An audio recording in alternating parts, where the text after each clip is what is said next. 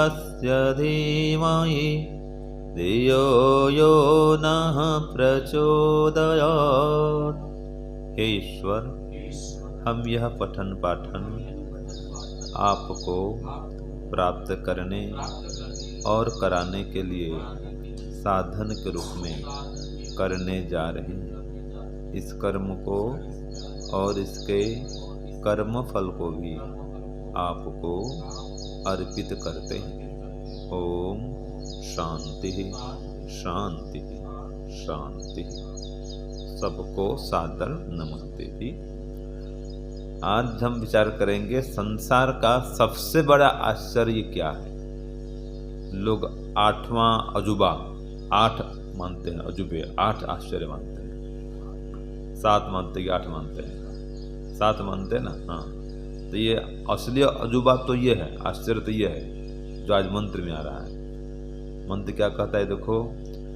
ओम अपां मध्ये तस्थिवांशम, बोलिए।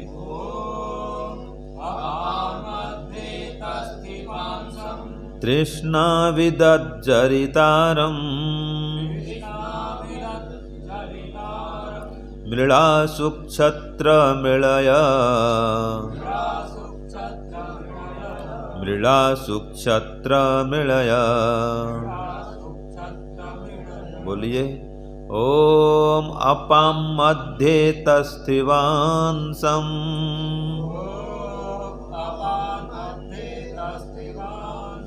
तृष्णा विदज्जरितारम्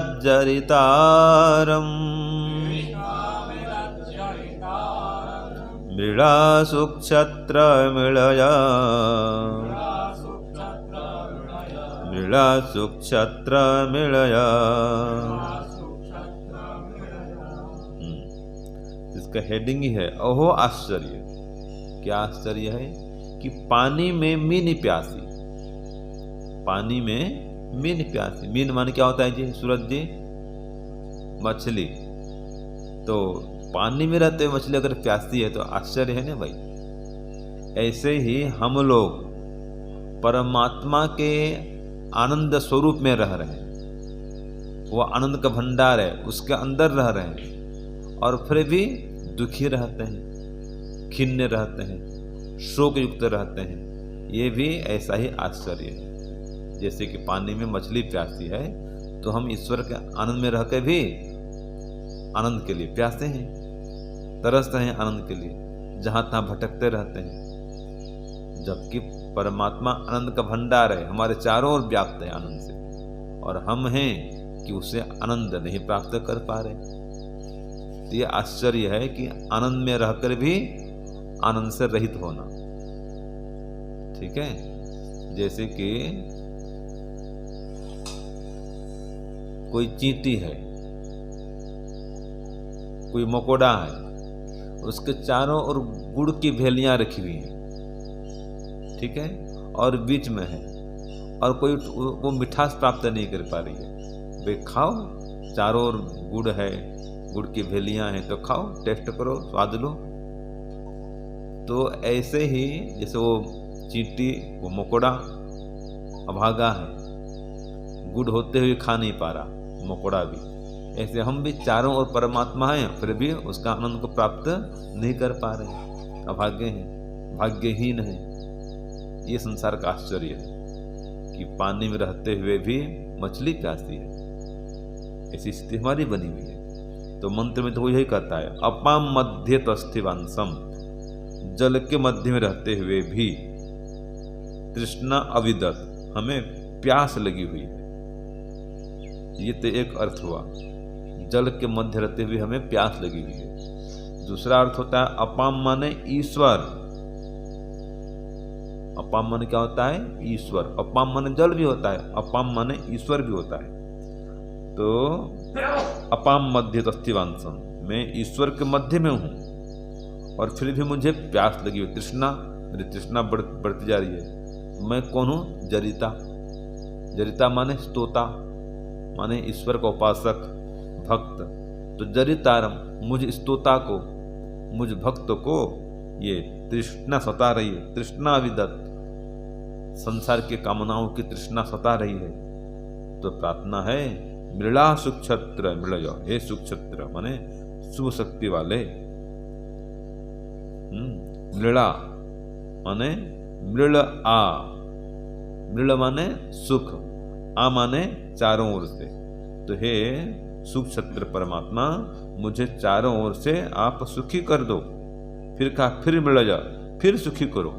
2 बार कहा, एक बार कह दिया मृल में मृलय, और पहले कहा था मृला। तो मुझे चारों ओर से सुखी कर दो, सुखी कर दो। तो इसको बोलते हैं द्विधा बद्धम सुबद्धम भवति। जब एक बार में कोई कन्फर्म न हो तो उसको 2 बार कन्फर्म करने की इच्छा होती है, तो उसको बोलते हैं द्विधा बद्धम सुबद्धम भवति। पर उसको आपने पक्का कर दिया, एक ने कहा ऐसा है, हाँ ठीक है, फिर किसी से और से पूछवा ऐसा है, ऐसा कह रहा है, ठीक है क्या, हाँ ठीक है, तो आप विश्वस्त हो गए। तो यह होता है द्विधा बद्धम सुबद्धम भवति। तो वेद मंत्र में यही कहा कि सुखी करो, सुखी करो, चारों ओर से सुखी करो। तो इसमें सुखी होने के उपाय क्या हो सकता है? एक तो जो जितना अधिक ईश्वर के गुणों का चिंतन करेगा वो उतना अधिक सुखी रहेगा। हाँ जी, क्या नियम है? हाँ, ईश्वर का चिंतन करेगा, ईश्वर के गुणों का गुणगान करेगा और गुणों को धारण करेगा। ठीक है, चिंतन भी करता रहेगा तो पाप से बचा रहेगा। जिसे हम चिंतन करेंगे, पहले जब करेंगे चिंतन करेंगे, क्या करेंगे? ओ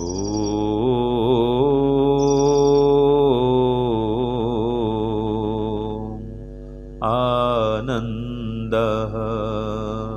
बोलिए ओ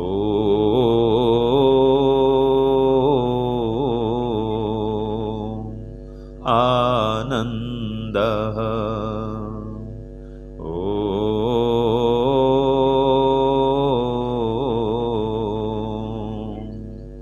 आनंद,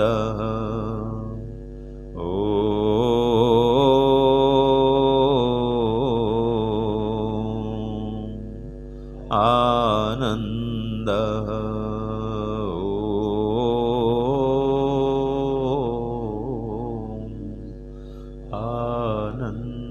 आनंद। यह जप का वाक्य हुआ। और अर्थ क्या करेंगे? हे ईश्वर, आप आनंद स्वरूप हैं, माने मेरे चारों ओर आनंद से ओतप्रोत हैं, मुझे भी आनंदित कीजिए। जो मंत्र कहता ना, सुखी करिए, आनंदित करिए। आप सुख स्वरूप हैं, आनंद स्वरूप हैं। कह माने सुख स्वरूप, परमात्मा सुख स्वरूप है। तो हे परमात्मा, मुझे भी सुखी करिए। तो देखिए, यहां श्लेष अलंकार है। अपाम के 2 अर्थ हैं। अपाम माने जल भी, अपाम माने ईश्वर भी। तो अपाम मध्य तस्थिवांसम, जल के भीतर हूं और प्यासा हूं, ऐसे ईश्वर के अंदर हूं और मुझे आनंद की प्राप्ति नहीं हो रही है। आनंद के खोज में प्यासा हूं, भटक रहा हूं। तो ईश्वर भी अपाम जल है, जैसे सागर, सागर ईश्वर है, और जो उसमें जल है वो आनंद है, और जो मीन है वो भक्त है। हाँ जी, इसका दृष्टांत क्या बनेगा? ये सागर, सागर माने ईश्वर, और सागर में जो जल भरा पड़ा है वो ईश्वर में आनंद भरा पड़ा है। और प्यासा कौन है? जैसे मछली प्यासी है वहां पर, ऐसे हम यहाँ पर प्यासे। तो मछली माने हम, और सागर माने ईश्वर, और जल माने आनंद। ठीक है, तो ऐसा ये अलंकारिक इसमें वर्णन किया गया है। तो जो आप अधिक से अधिक सुख चाहते हैं तो ईश्वर के गुणों को धारण करें। वो ईश्वर ही आपको पूरा सुखी करने वाला है, सभी दुखों से रहित करने वाला है। मैं इसका एक लिखा था पहले कि आप सुखों के सागर हो, आप सुखों की बात हो रही ईश्वर की, कि हे ईश्वर, आप सुखों के सागर हो, सकल जगत के नाथ, पान कराओ आनंद का, हे मेरे तात ओ प्रभु जी, हे मेरे तात। तो पान कराओ आनंद का, हे मेरे तात। तात माने क्या होता है जी पद्मनाभ जी? नहीं पता? हाँ जी, तात माने क्या होता है? हे तात। तात माने ईश्वर। अच्छा, ईश्वर तो है ही। संसार में क्या होता है संस्कृत में? हाँ जी संतोष जी, नहीं पता आपको भी? हाँ जी रुपेश जी, आपको नहीं पता? आपको जी? हाँ हाँ, तात माने पिताजी होता है, ठीक है, हे तात। हाँ ठीक है, पिताजी भी बोल देते हैं हे तात, तात श्री बोल देते हैं। हाँ, महाभारत में आता है तात श्री। कोई बात नहीं, पिताजी को तात करते हैं, दोनों को बोल सकते हैं। मात और तात, माता पिता, ठीक है ना? तो पिता कहें, पितामह कहें, मात कहें, तात कहें, ये माता पिता के लिए प्रयोग होता है। तो इसलिए कहा कि जो आप सुख चाहते हैं तो ईश्वर से प्रार्थना करें कि हे ईश्वर, आप आनंद के भंडार हैं, मुझे आनंद प्रदान करिए। और जितना अधिक इसका जप करेंगे, ध्यान करेंगे, उतना अधिक आनंदित रहेंगे। और फिर ईश्वर से आनंद प्राप्त करके अगला काम क्या करेंगे? दूसरों को भी आनंदित करेंगे। हाँ, अपने व्यवहार से, अपनी वाणी से दूसरों को भी क्या करेंगे? आनंदित करेंगे, उन्हें सुख पहुंचाएंगे, तो आपका सुख बढ़ेगा। जो जितना अधिक सुख बांटता है वो उतना अधिक सुख पाता है परमात्मा से, यह नियम है। दूसरों को सुख दोगे आप सुख पाओगे, आपको परमात्मा सुख देगा। दूसरों को दुख दोगे आपको परमात्मा दुख देगा। तो सुख पाना है कि दुख पाना है, देख लो। तो जो सुख पाना चाहते हो तो सुख दो, और किसी को दुखी करते हो तो खुद दुखी हो गए। ये परमात्मा का न्याय है, परमात्मा न्यायकारी है। तो एक तो सांसारिक सुख की इच्छा घटाओ, नष्ट करो। जब तक मन में संसार के सुख की इच्छा बनी हुई है तब तक ईश्वर का सुख मिलने वाला नहीं है। हाँ जी, समझ गए? ये नियम देख लो, अपने मन को देखो, अपना परीक्षण करो। क्या मुझे संसार के सुख में आसक्ति है? तो जब तक संसार के सुखों में आसक्ति है तब तक समाधि लगने वाली नहीं है। ये नियम है। बिना वैराग्य के समाधि नहीं लगती। बिना चित्त की स्थिरता के, माने एकाग्रता के, समाधि नहीं लगती। 5 वृत्तियां हैं, इनको रोकने से ही समाधि का शुभारंभ होता है। जब 5 वृत्तियां रुक गई समझो समाधि का आरंभ हो रहा है। ये नियम है। तो जब तक आपकी भक्ति नहीं बढ़ेगी, ईश्वर में प्रीति नहीं बढ़ेगी, रुचि नहीं बढ़ेगी, ये स्थिति नहीं आने वाली है कि संसार के विषय में लगे रहेंगे। सांसारिक सुख, सांसारिक सम्मान, मान सम्मान, पद, पैसा, प्रतिष्ठा, इनकी प्राप्ति में लगे रहेंगे। और कोई गृहस्थी है तो पति पत्नी में लगा रहता है। वो पत्नी को खुश करने के लिए लगता है, पत्नी पति को खुश करती रहती है। अच्छा खिलाएंगे पिलाएंगे एक दूसरे को, बड़े प्रेम से रहेंगे, घूमेंगे फिरेंगे। वो संसार का सुख है, वो संसार का सुख ले रहे हैं। तो जब तक संसार का सुख लेते रहेंगे तब तक समाधि का सुख मिलने वाला नहीं। ये नियम याद रखो। जब तक संसार के सुख में मन लगा हुआ है, ईश्वर का सुख मिलने वाला नहीं, वो देगा ही नहीं। वो जानता है परमात्मा, ईश्वर का सुख उसके अधीन है, उसके नियंत्रण में है। जिसको योग्य समझेगा उसको देगा। भले ईश्वर चारों ओर आनंद से भरा हुआ है, अभी हमने कहा ना भाई, ईश्वर आनंद से व्याप्त है, फिर भी क्यों आनंद नहीं मिलता है? सूरज जी, जैसे कि ये सूर्य प्रकाश है, सूर्य खिला हुआ है? सब और प्रकाश व्याप्त है। तो अब चाहे चोर हो, डाकू हो, चाहे संत महात्मा हो, सबको सूर्य प्रकाश मिलता है। है ना, सब जगह व्याप्त है सूर्य प्रकाश, तो सबको मिल रहा है, चोर को, डाकू को, आतंकवादी को, पशु पक्षी को, सबको मिल रहा है। ऐसे ही ईश्वर का जो आनंद है वो भी सब जगह व्याप्त है ना, फिर भी क्यों नहीं मिल रहा है? ये आश्चर्य बात है। बताओ क्यों नहीं मिल रहा है? ईश्वर का आनंद भी सब जगह व्याप्त है ना, जैसे सूर्य प्रकाश सब जगह व्याप्त है, इसी प्रकार ईश्वर का आनंद भी व्याप्त है, कोई संशय नहीं है और 100% सत्य है। तो प्रकाश तो मिल जा रहा है सूर्य का, आनंद क्यों नहीं मिल रहा है? बताओ क्या कारण इसमें?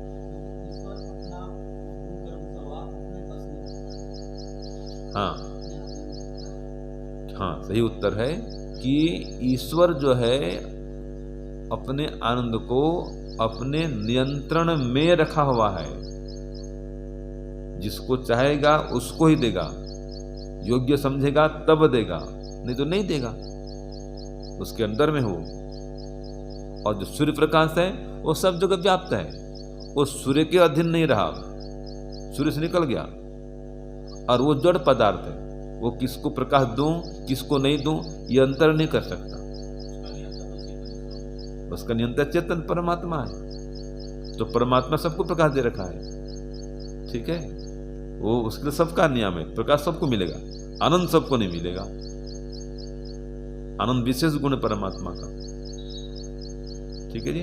तो जिसको योग्य समझेगा उसको देगा, जब पात्रता होगी आप में, योग्यता होगी, तो परमात्मा आनंद प्रदान करेगा, अन्यथा आनंद के बीच रहते हुए भी प्यासे रहेंगे। यह आश्चर्य है, यह है पानी में मीन प्यासी, यह आश्चर्य दुनिया का।